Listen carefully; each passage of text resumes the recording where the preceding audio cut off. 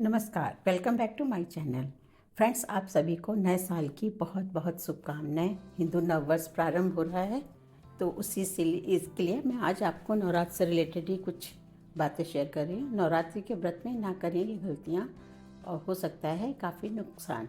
नवरात्रि में कई लोग पूरे 9 दिन का व्रत रखते हैं। उपवास के धार्मिक फ़ायदों के अलावा भी कई हेल्थ बेनिफिट्स होते हैं, लेकिन कई बार कुछ गलतियों के चलते फ़ायदे की जगह सेहत को उल्टा नुकसान होने लगता है। 30 अप्रैल से चैत्र नवरात्रि शुरू होने वाले हैं। हिंदू धर्म में नवरात्रि के 9 दिनों का विशेष महत्व है। इन दिनों देवी माँ की पूजा अर्चना के साथ साथ कुछ लोग पूरे 9 दिनों का उपवास भी करते हैं। अब फास्टिंग के हेल्थ बेनिफिट्स तो किसी से भी छिपे नहीं हैं। बॉडी को डिटॉक्स करना हो, स्किन को और हेल्थ को पटरी पर लाना हो या फिर वेट मेंटेन करना आपका गोल हो, उपवास रखना बड़ा ही फायदेमंद हो सकता है। लेकिन असल में यह सब तभी पॉसिबल है जब फास्टिंग को सही तरीके से किया जाए। कुछ लोग व्रत में इतना अनहेल्दी खा लेते हैं कि उनका वजन उल्टा और बढ़ जाता है। कुल मिलाकर फास्ट उनके लिए हेल्दी नहीं, अनहेल्दी बन जाता है। तो चलिए जानते हैं फास्टिंग के दौरान ऐसी क्या गलतियां करने से बचें जिससे आपको पूरे हेल्थ बेनिफिट्स मिल सके। व्रत के दौरान ना करें ओवर ईटिंग।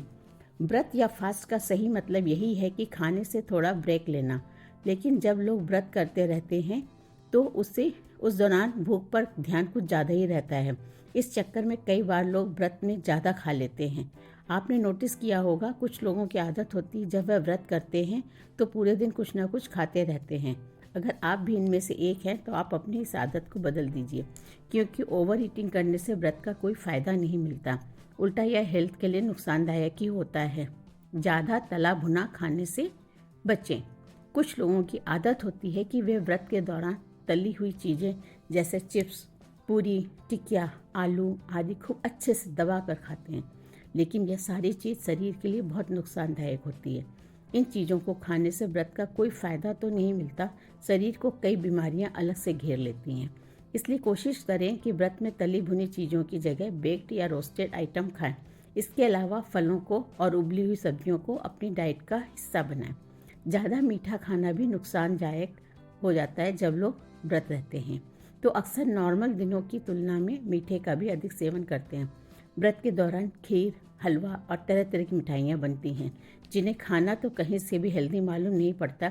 इसलिए ज़्यादा शुगर कंज्यूम करने से किसी को कोई न्यूट्रिशंस नहीं मिलता, उल्टा शरीर को नुकसान अलग से हो जाता है। इसलिए व्रत के दौरान मीठी चीज़ें ज़्यादा खाने से बचें। ज़्यादा से ज़्यादा फ्रूट्स और जूस लें, जिससे शरीर को एनर्जी मिल जाएगी और मीठे की क्रेविंग भी दूर होगी। अपनी हेल्थ कंडीशन को ध्यान में रखना बहुत ज़रूरी है। कुछ लोग व्रत के दौरान बहुत ही स्ट्रिक्ट रूल फॉलो करते हैं। कुछ खाना तो दूर, दूध पानी तक भी नहीं पीते। इसलिए इस तरह का व्रत भी हेल्थ के लिए नुकसानदायक हो सकता है, खास तौर पर ऐसे लोग जो किसी बीमारी से उठे हैं या जिन्हें हेल्थ से जुड़ी कोई इशू है।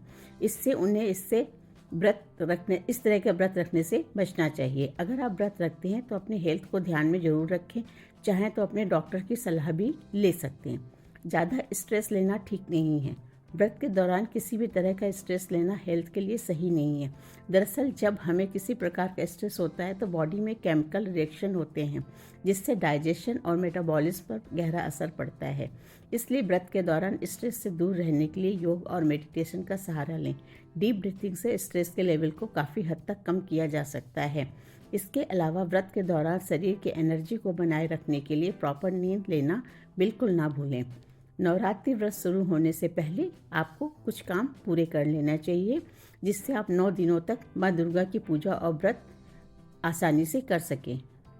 अगर ना माँ दुर्गा की व्रत और पूजा करते हैं तो सारी तैयारी को पहले ही पूरा कर लें।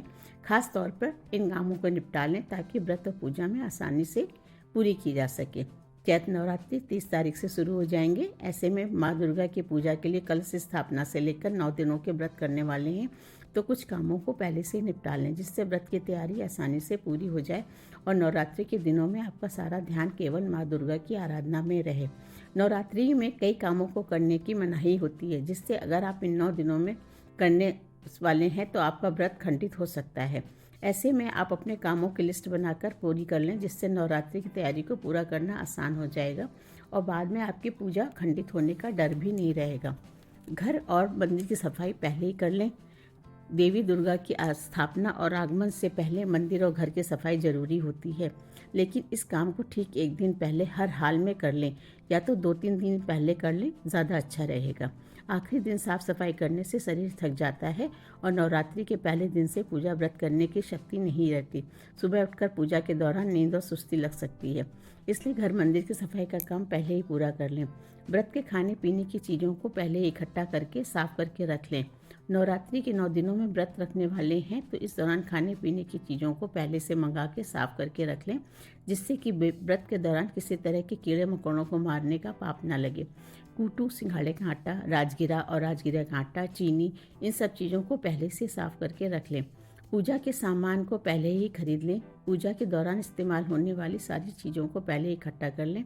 व्रत की किताब, सजावट का सामान,